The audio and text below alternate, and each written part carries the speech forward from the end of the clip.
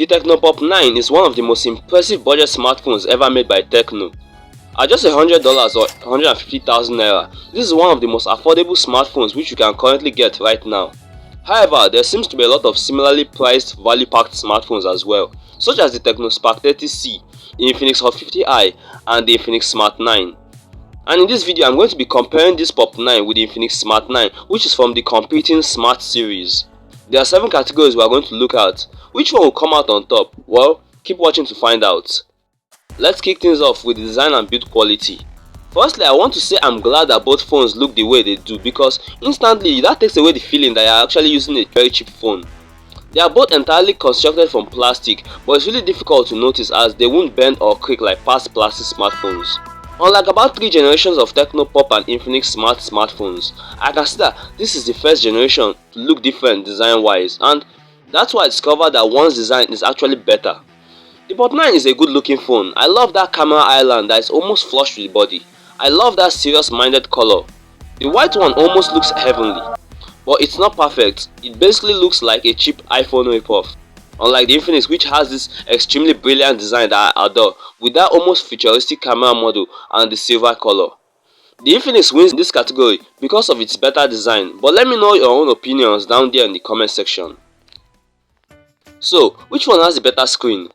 Unsurprisingly, both phones sport a 720p IPS panel with a 120Hz refresh rate and about 500 nits of brightness. Both screens are good enough for the price. Content consumption is pretty good because of the smallish bezels and hole punch cutouts. They are sharp, vivid and smooth. However, not for outdoor use. But if you say which one is better between them, I don't think there's any one better because they are basically the same. So that's a draw. And before we move on, kindly click on that like button down below and subscribe to the channel. Thank you so much. What about performance? This is where things get interesting because it's not easy to know the better one as they both perform the way cheaper phones perform. However, if you want to know which one performs better between the two, I'll tell you, but it's not what you might expect. Powering the Tecno Pop 9 is the Infinix T616 and powering the Infinix Smart 9 is the MediaTek Helio G81. Now, as I said earlier, you shouldn't expect much out of these entry-level processors. Running multiple apps at the same time would induce lags, but it's nothing really bad. Gaming is fine, as you can run not only basic titles but also quite demanding ones like Call of Duty Mobile and PUBG Mobile, but obviously at low settings. And if I were to choose the better one between both chipsets, I'll go with the Helio G81 on the Infinix Smart 9. And it's for 2 main reasons. One is that though the MediaTek Helio G81 might be an entry-level chipset, it's optimized for light gaming, hence the G in the name. Stop the cap! And 2, that I don't think Infinix processors are even worth it. Comparing both chipsets, the Helio G81 is the overall better chipset. Though the CPU performance is matched, it has better GPU performance and better battery efficiency. So I could say in this area, the Infinix Smart 9 gets the point.